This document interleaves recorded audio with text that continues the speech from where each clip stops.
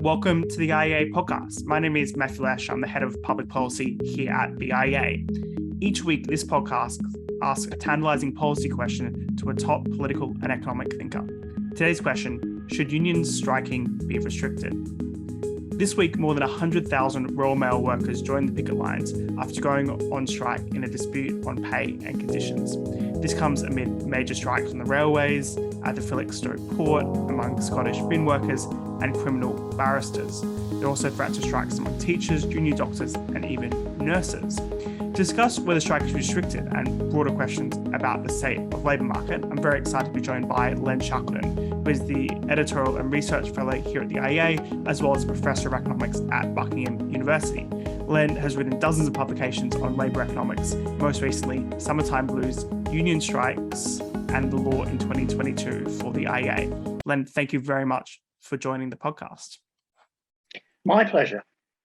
So Len, what do you think is driving this upsurge in strike activity? It's been a long time since we've had strike activity on this scale, and you can see a number of factors coming together which will have led to this. Clearly, the period, the lockdown period, was one when everything was out of joint. Clearly, pay increases were not the major consideration on the government's mind. So there's a backlog of issues which have been built up.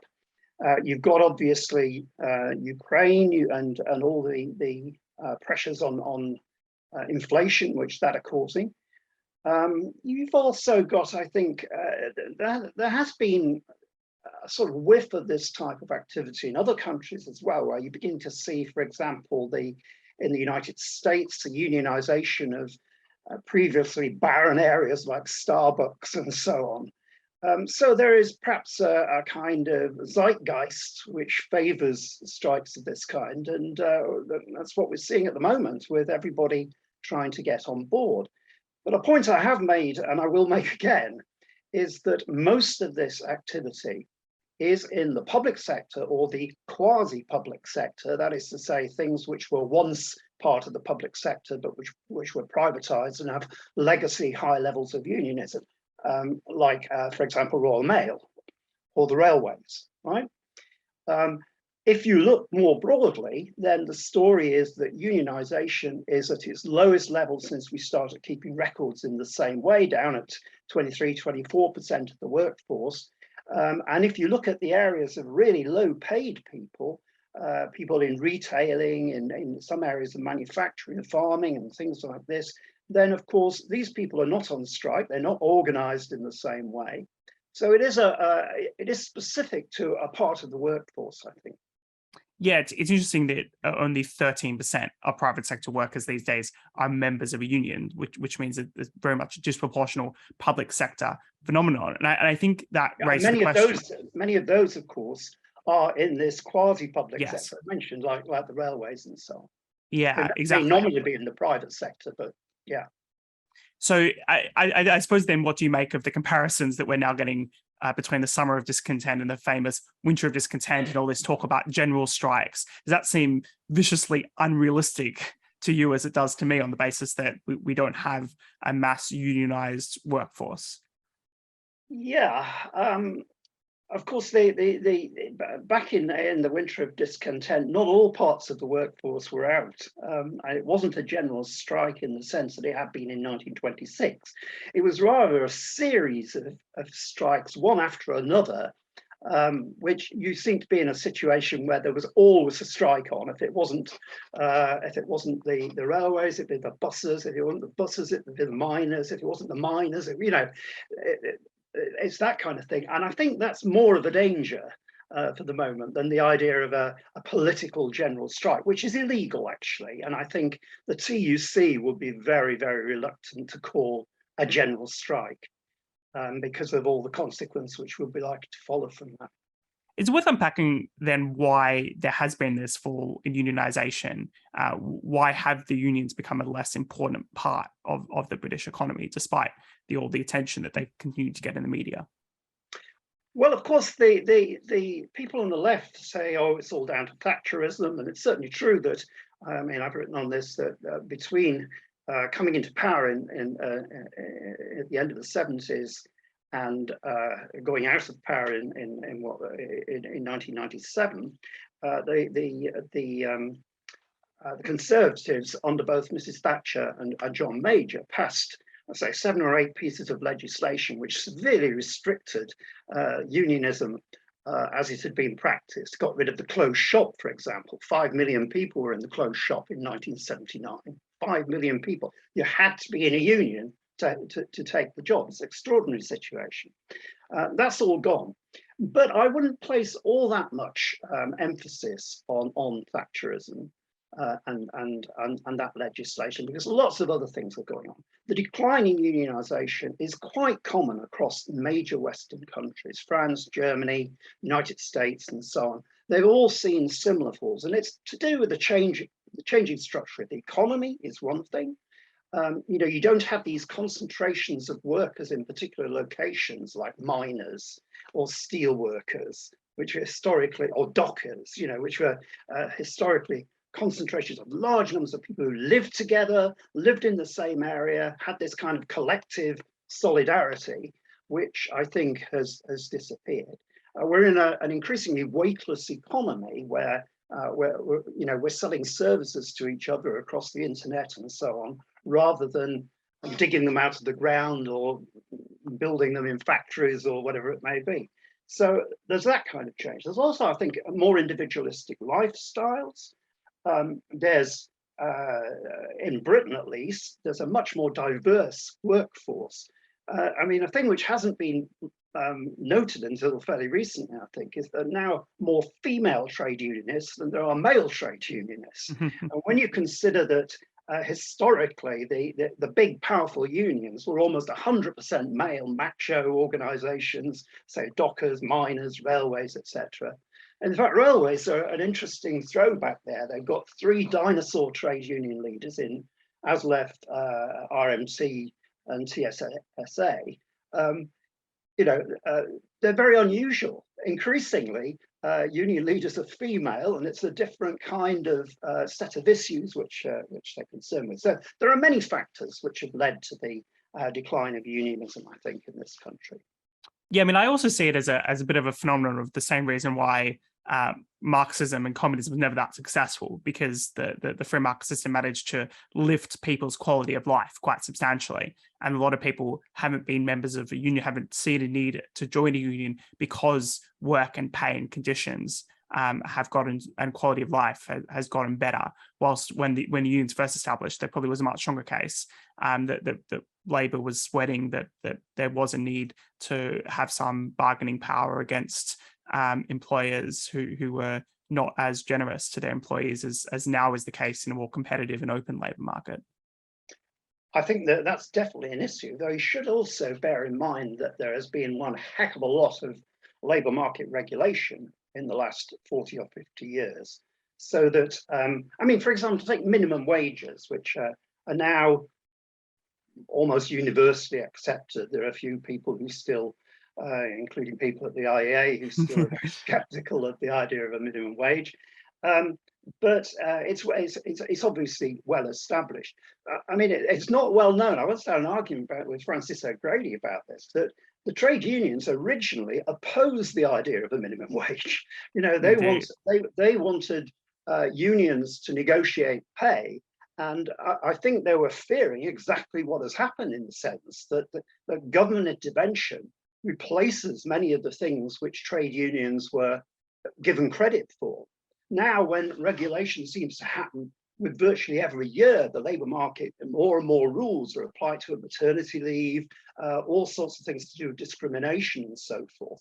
The role of unions in all this, from the point of view of an individual worker, seems much less important. Yeah, I mean, it's often forgotten that the UK didn't have a national minimum wage until the late 90s, and it was a new Labour phenomenon, and previous Labour governments had rejected the idea. And even in other countries, even more extreme, Germany didn't have a minimum wage until 2015, more or less for similar reasons, that the unions were against the idea of not having a kind of collective bargaining process. But I just want to move on to the kind of justifications for the strike. So I think we're hearing a lot of rhetoric these days, more or less, that workers aren't getting a fair share of profitable businesses, and they need higher incomes to withstand inflation, and therefore, because the businesses aren't offering that inflation level pay increases, the unions are completely justified to strike. In fact, everyone should strike because we're not getting our dues from the profiteering businesses who are putting up prices and benefiting at the moment. Do you see any truth in that as a matter of a claim? Well, one of the things which needs to be stated is that profits go up and down. And for example, in the rail dispute, there's been mentioned particular train operating companies who've made a lot of money this year or last year or whatever. What's not taken into account is they are making stonking great loss the 2 previous years. And this is often the case, of course, that profits are a will o' the wisp. They disappear very quickly. And indeed, that's probably a good thing because it suggests there's more competition, or the tastes are changing, and the economy is adapting to this and so forth. So the fact that profits have gone up only provides a justification for increasing wages, to my mind at least, if wages can fall when profits fall. And that clearly isn't what's being planned here. This is a ratchet effect that wages can only ever go up. It may be in a kind of different model you could imagine, even if not implement, if there was a kind of profit sharing enterprise or something like that, where workers received a proportion of profits and so forth. But those types of institution have not been very successful because people prefer the certainty of a wage rather than a variable thing. And you can understand why.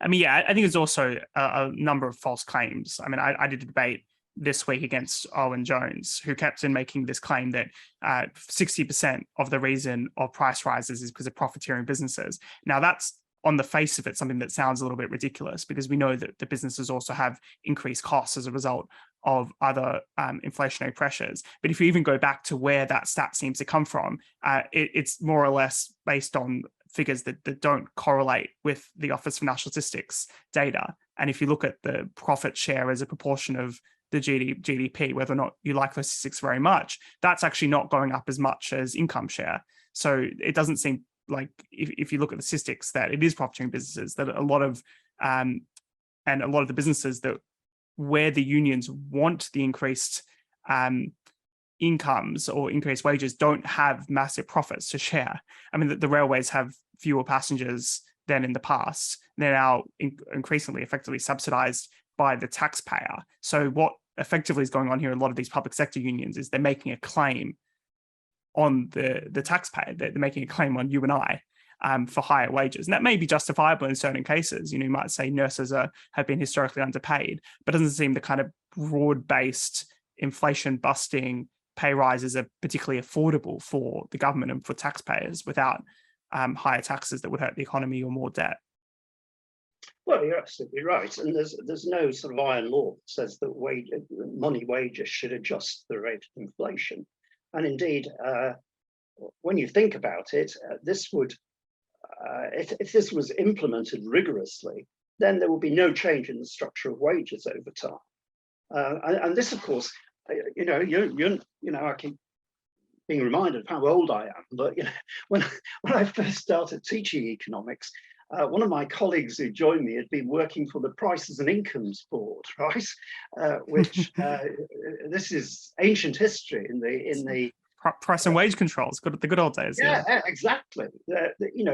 Where firms had to apply to raise their prices, and union claims had to be measured against some norm, and special cases could be made on the basis of productivity gains and so forth. And there was a huge bureaucracy which did nothing but adjudicate on these claims. And that is almost the direction in which some people want us to head, with price controls, with wage controls, and so on. And these people should read a bit of history. If they weren't around at the time, just learn from people who were around at the time. There's lots of documentation of the failure of the Prices and Incomes Board, the failure of national planning, and so forth. These things are not, we don't have to learn these lessons over and over again. Well, no, I think the truth is we do have to state these lessons again and again. And the key point that the unions are people calling for inflation level pay rises miss out is the fact that we are actually poorer as a country today than we were 6 months ago because of the higher costs to import gas. So if we try to put up wages at the same level as inflation, it's just going to be probably more inflationary or lead to higher levels of unemployment because it wouldn't be affordable to the economy. The sad truth is that our wages probably have to go down and our ability to buy things probably has to go down because we have to dedicate more resources to electricity, which is tragic and awful. And all you can really do, I suppose, is redistribute some of the costs.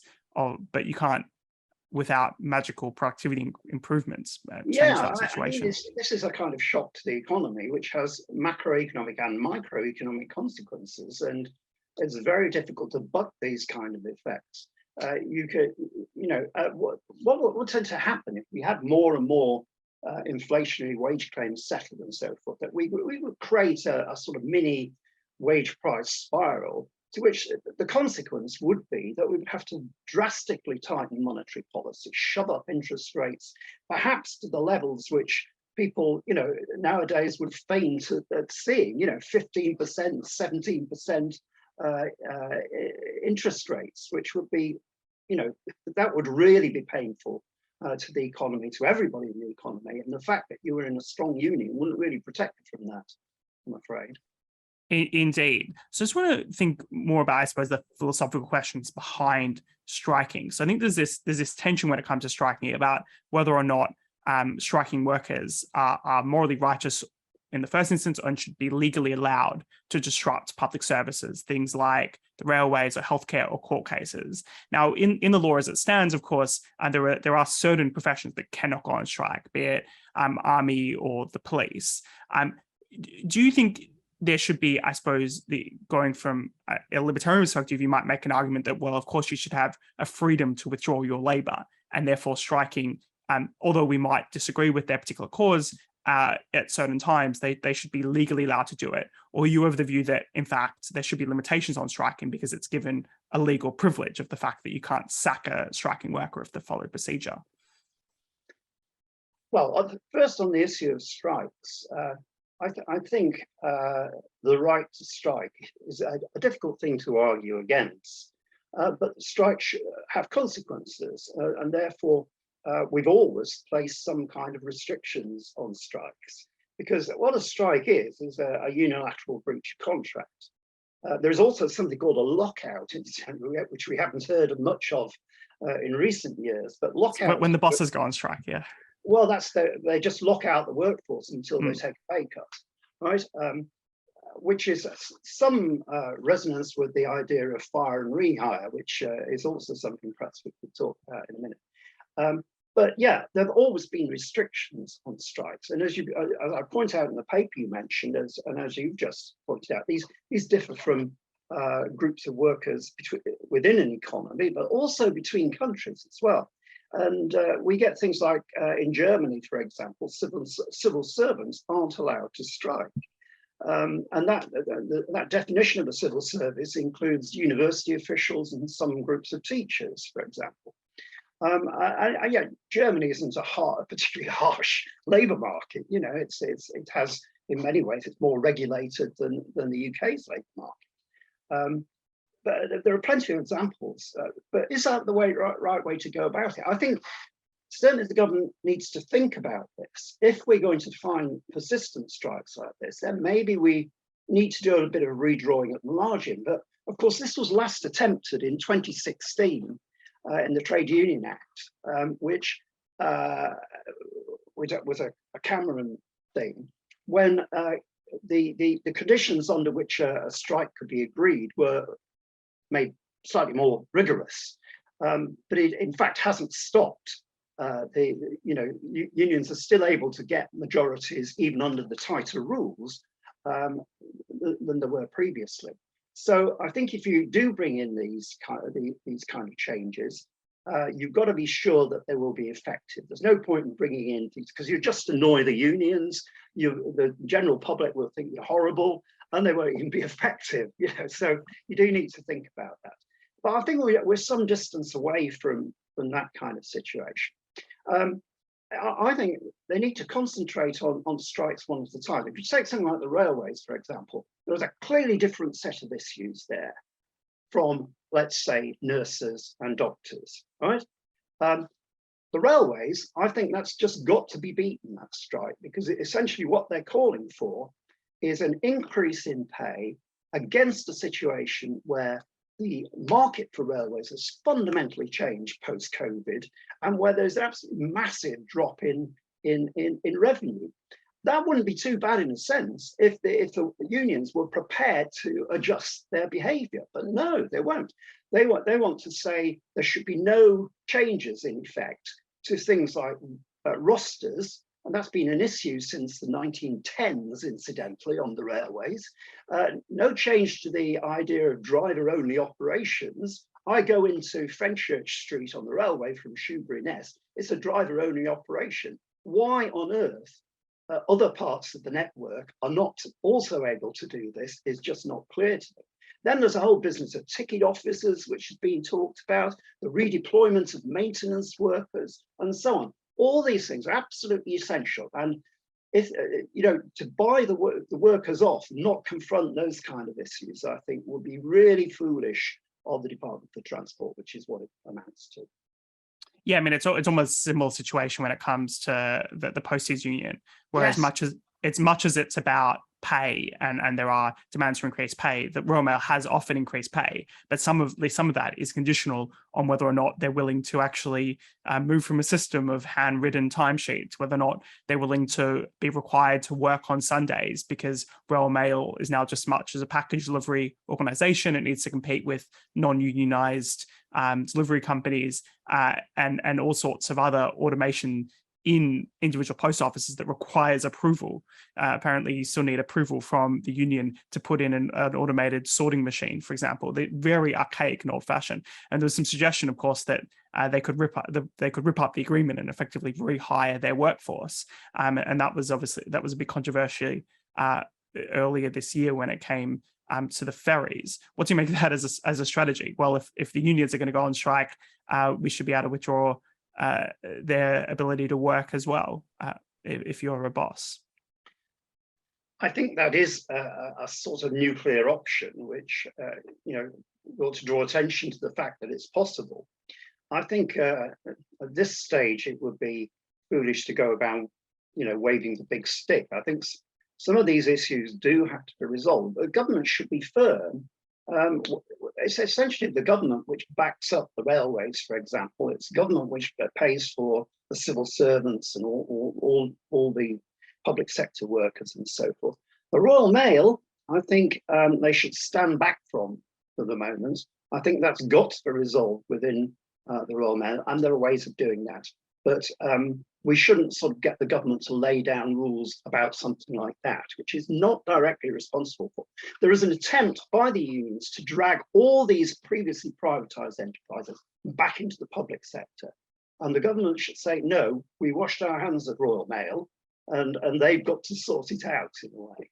I mean, that is effectively happening, though, in the railways, is it not, with the Great British Railways? Although with the franchise system has been abolished, they've effectively renationalized it. They're just contracting out some of the operations, which means when the unions say, well, the Department for Transport are the only ones who can decide whether or not the train companies have enough revenue to pay us higher salaries, they're not completely wrong, are they? Because the government is directing it. And this was I criticised the creation of Great British Railways at the time because I knew this is exactly what would happen.